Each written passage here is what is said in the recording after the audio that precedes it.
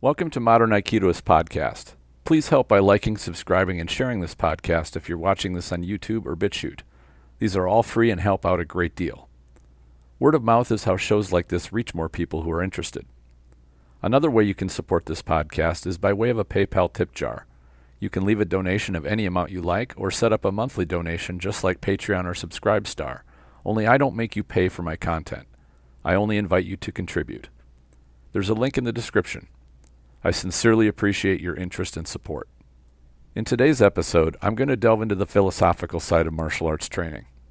This topic is relevant to our training and how we look at the power our training gives us. The effect of how we use that power and not use it is profound.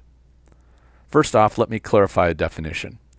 I use the word power to indicate the ability to control others as well as potentially cause pain and injury, resulting in compliance or domination. Other common words used to indicate this are strength or prowess. The word strength tends to be viewed as merely muscle power, so that didn't seem like the right word to use here. Prowess fits very well and describes more what I'm talking about, but it's not a common word anymore, so many people would not recognize it. What I'm talking about is having the skills and abilities to exert your will upon other people. I'm not even talking just about the physical aspect, although physical strength and prowess does play a significant role. How? Let's take someone who is physically much bigger and stronger than you are. Let's also say that you know that they are more skilled than you are, that you know pretty much for certain that if they wanted to, they could hurt or kill you without you being able to effectively stop them. You could also view this as someone who is wielding a gun. If that person decided to threaten you or command you to do something, would you comply? You would be much more likely to comply with their demands than if they did not wield power over you. The topic today relates to wielding that power. We as martial artists spend a great deal of time and effort to building skills which equate to a certain kind of power. Is that power we build in ourselves a virtue? This is a profound question. Now, I'm no expert in Chinese philosophy, but I did hear a perspective on it which sponsored a great deal of thought. That is, power is a virtue, and it is the virtue which allows other virtues to survive. If one is too weak or powerless to defend oneself, then any other virtues one has will be lost when faced with someone who is powerful. I'll add here that when you're talking about survival in life, cunning and smarts count as power. It is possible to survive on these alone, but having solid physical prowess gives you a great advantage. I think the most obvious example is that having a strong and fit body from training is an outward sign that you are not easy prey to someone who may want to victimize you. You may not think on this level, but predators and thugs do. They will look for those who appear weak, as they are easy to intimidate and take what they want. If you look, you can pretty easily spot those who are skinny, uncoordinated, confused, and unobservant. Back to the topic, though. Is power itself a virtue? It's a trait, for sure. The definition of a virtue is a moral excellence. Being kind, generous, courteous, these are virtues. One can wield power in the service of virtue or for nefarious purposes. I think that power is only a virtue when it is used for good. In reality, that power is necessary when standing up to those who will seek to do harm or evil. That is when you really need to have power, and there is no substitute for it. If you lack power, the best you can hope for is that someone with power intervenes on your behalf. As they say, when seconds count, the police are minutes away. Can you count on others who have power to be on hand when your safety or your life are being threatened? What if they are on hand, but do not intervene? What if they have the power but lack courage or willingness to help you? Flipping the scenario around, what if you see someone who is weak being threatened or victimized? Would you have the courage or willingness to help them?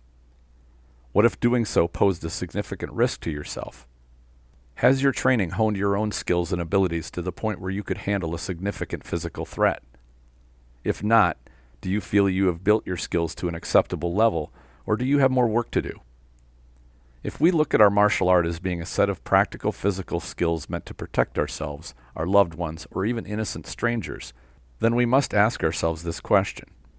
Granted, I'm talking about an unlikely circumstance we might find ourselves in, but these intense violent situations can happen.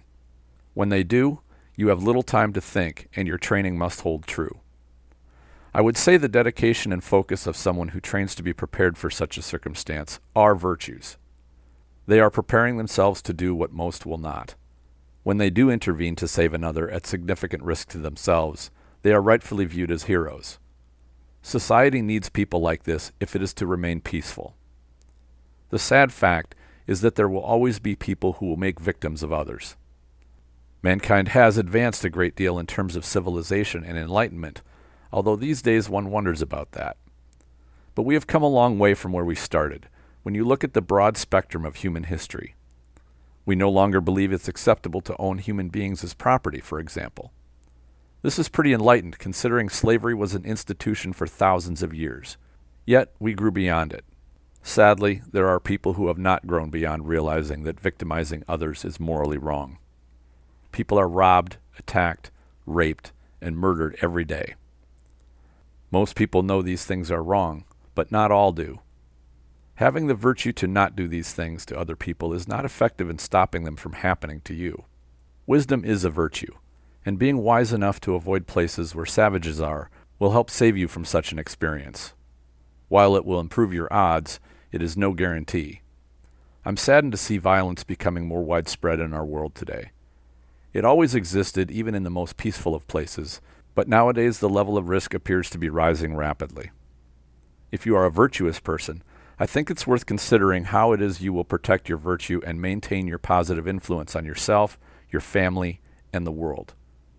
What will the future of the world be when the good people do not survive in the face of the savagery which is present in our society? In whose hands does the future lie? In looking at it that way, perhaps power is a virtue. It is the one virtue which allows the other virtues to survive. What are the responsibilities and obligations of having such power? I think the responsibilities of having power are fairly obvious, those being that we never indulge in using that power to victimize others. Basically, do no evil with it. The danger here is that power corrupts. The kind of power we're talking about, physical power, pales in comparison to the power associated with vast wealth or fame. These are incredibly potent influences which corrupt people. Even high levels of physical power can corrupt a person's character. Arrogance and rude behavior often follow as someone builds remarkable skills. It might be in a boxer or fighter who proves that they are better than most others, or it might even come in time with Aikido practitioners when their rank and fame grow to be big enough. Being praised and treated with adoration as an expert or a master is a powerful drug, and many succumb to its effects. It's far too easy to allow the ego to swell when people start worshiping you. I think this is the danger of wielding power, which is far greater than merely whether you use too much power and end up causing more pain or damage than you intended. That is a danger too, but it isn't nearly the threat to good character that being lured into having an overblown opinion of yourself is. It takes remarkable humility and discipline to remain humble through becoming powerful and famous. When you look at those who have gone through it, you can see how many have not been able to do it. The other factor I mentioned regarding power is even more interesting to me. That is, the obligations of having power. When we think of defending ourselves, it's easy to acknowledge that we have an obligation to protect ourselves. Self-protection is an inherent human trait. If you are drowning, you will fight to keep your head above water. It's impossible not to do. Even if you do not have the swimming skills to prevail, you will still fight to live. However, the willingness to act to save another is not nearly as ingrained.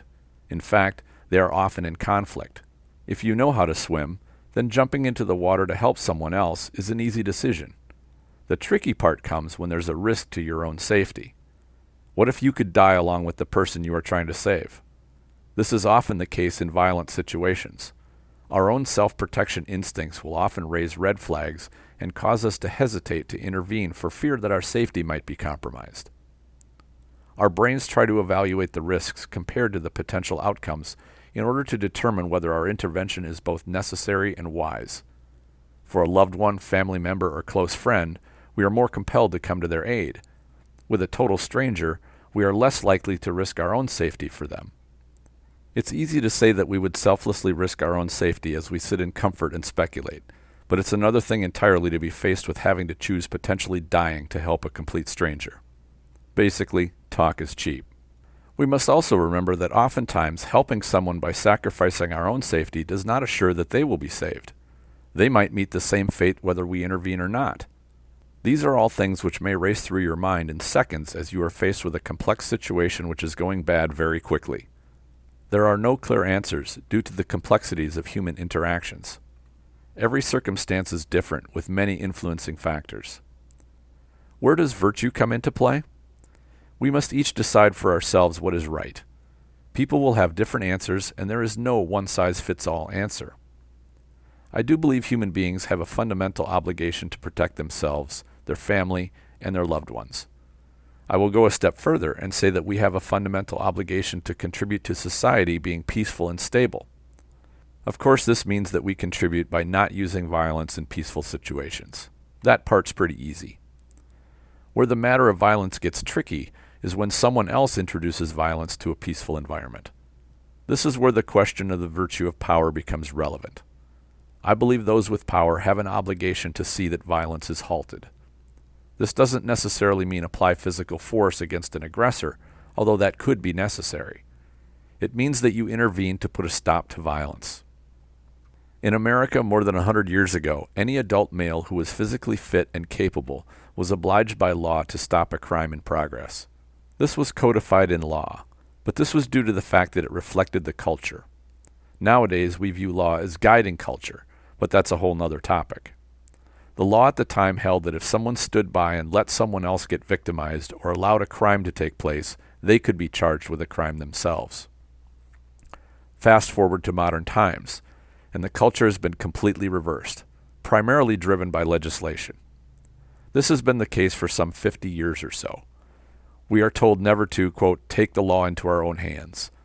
We must do nothing but call the police.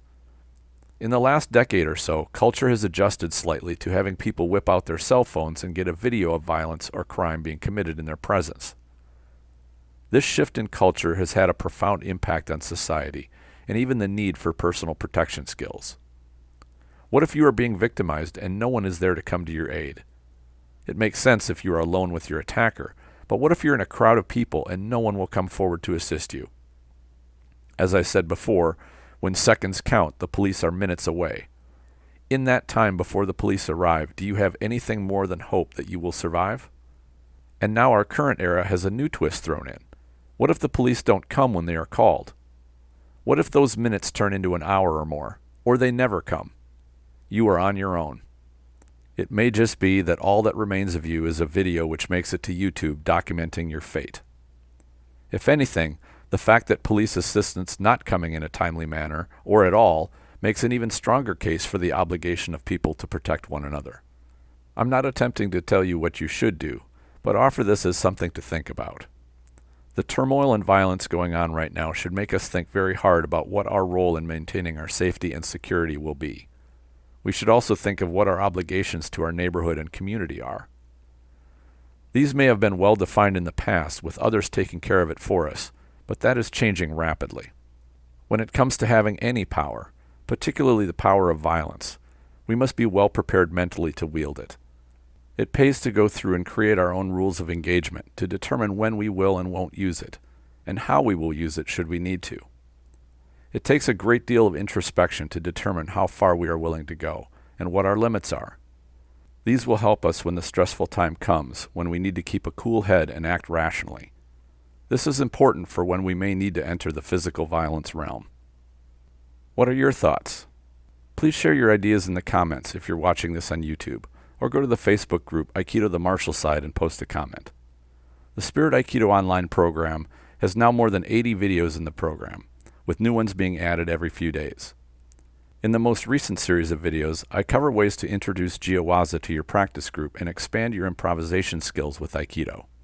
I also started a series on the use of the cane for self-defense, as well as the warm-up sequence I use at the beginning of class, which a subscriber requested. These videos are live already for the gold subscribers and will be going live tomorrow for silver subscribers. There's a link in the description section. I invite you to check it out. I always enjoy hearing from listeners of the show, whether through comments or questions. Thank you all for sharing your interest. Enjoy your training.